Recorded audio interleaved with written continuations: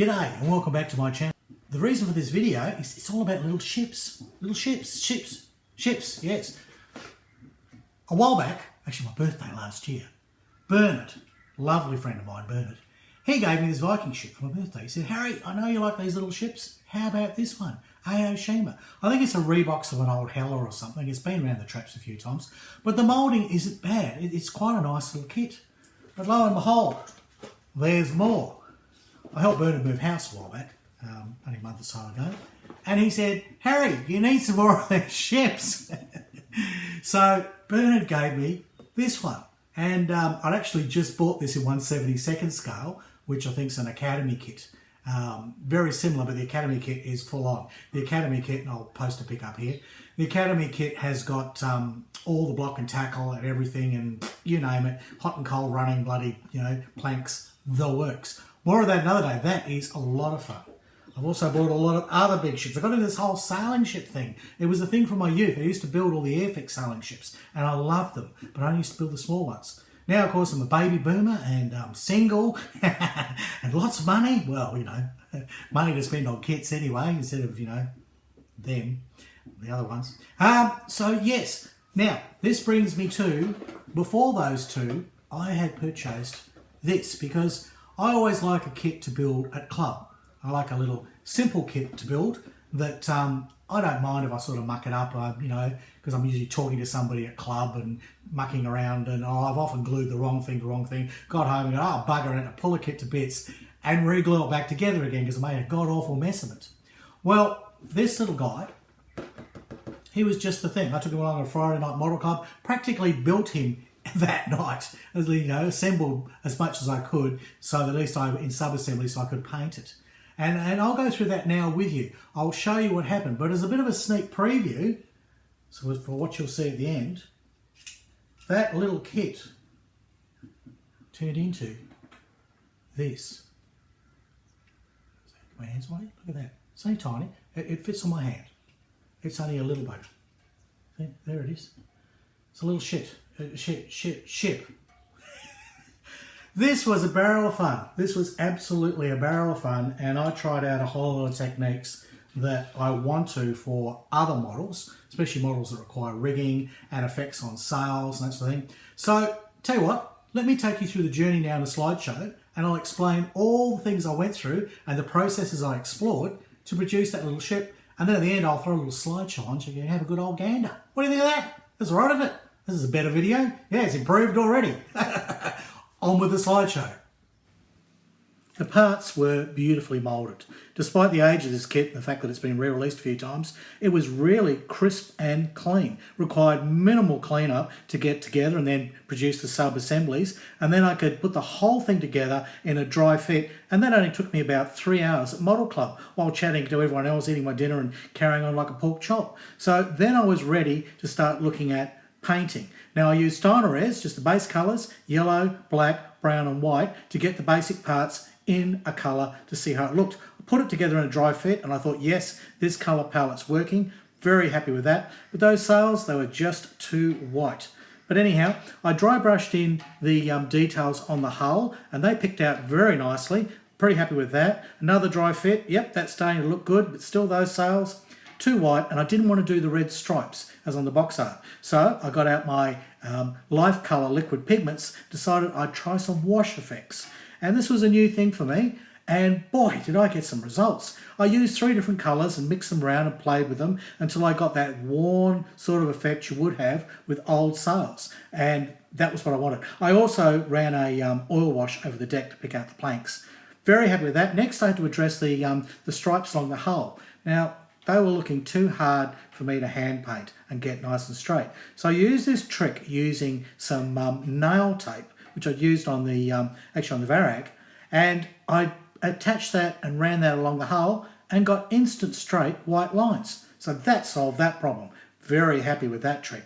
Put that together and now it's almost looking finished. It really came together so well. I'm very, very happy with this kit. I repeated the wash effects on the underside of the sails to get the effect to match the front.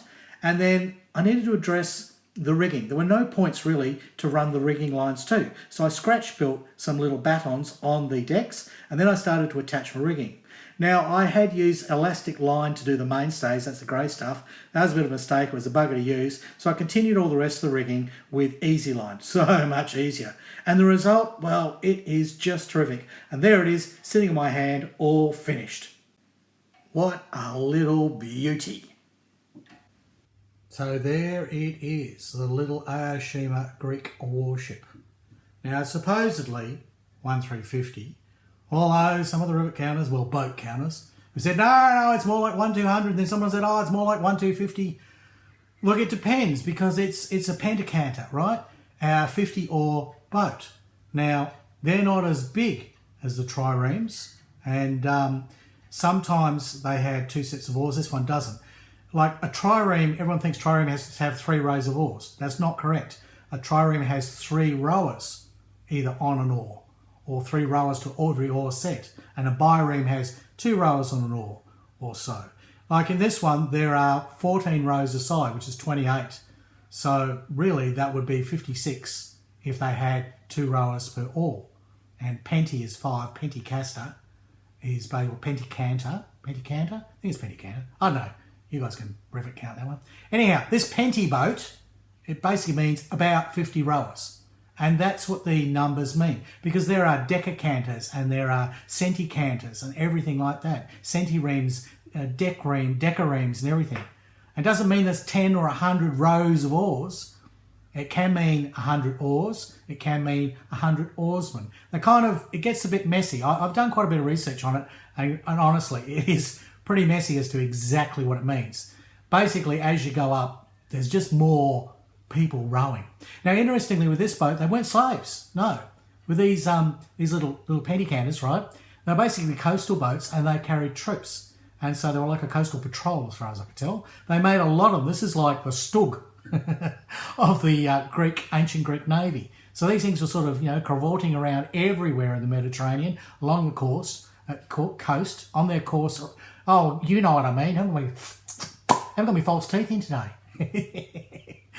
Anyhow, it is a fabulous little kit. If you want something quick and fun and easy to build, and then be able to spend a lot of time, messing around with detail and testing things, and not worried, because, the things are only worth like a couple of shekels, and it's not hard to build. It's not hard to pull apart and clean all the paint off and repair.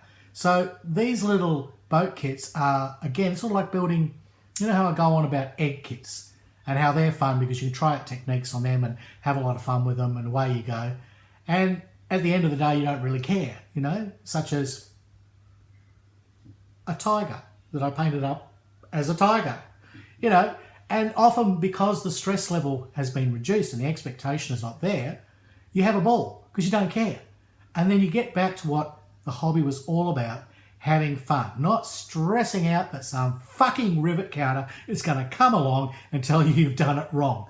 Who gives a rat's ass? Honestly, you know how I feel about rivet counters. The hobby is for us to be enjoyed. I mean, if you're not enjoying, I've heard people say, oh, it's always work, I go in, it's hard work.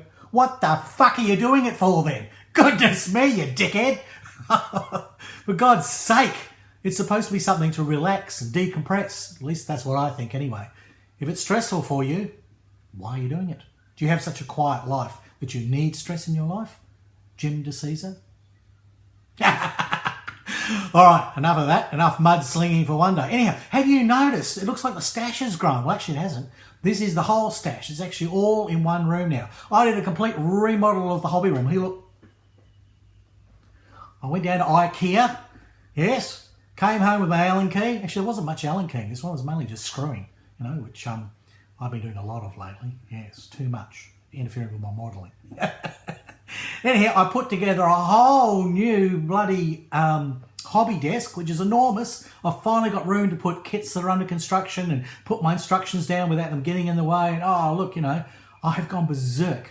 And that's good. And that's my reward to me. It's taken me 5 years of building up my stash now and basically getting the hobby room together. I mean, I started with a nail kit, some clippers and nippers and files that I use to do my nails, and a stable table, sitting in the lounge in front of the TV thinking, would I like to get back in the hobby? That's when I built the Warspite.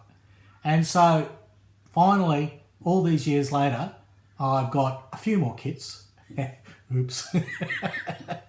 And I finally decided I needed a proper workstation so I could set up for doing the videos, and then I could really just sit there and enjoy the hobby. So, enough waffling about me, which is basically what my channel is all about, if you haven't figured that out yet. Let's end this video now. Thank goodness, sigh of relief I hear, yes. And we'll go out with a slideshow of the Greek warship, but I've put it in a really nice sort of blue background that I made. I've actually bought a blue bit of card, but it was too purpley dark blue, so I got the airbrush out and I sprayed on some blue Steinerese and created like that patina sort of thing, like you know the photographers do. They have those kind of nice sort of, you know, speckledy kind of random coloured boards.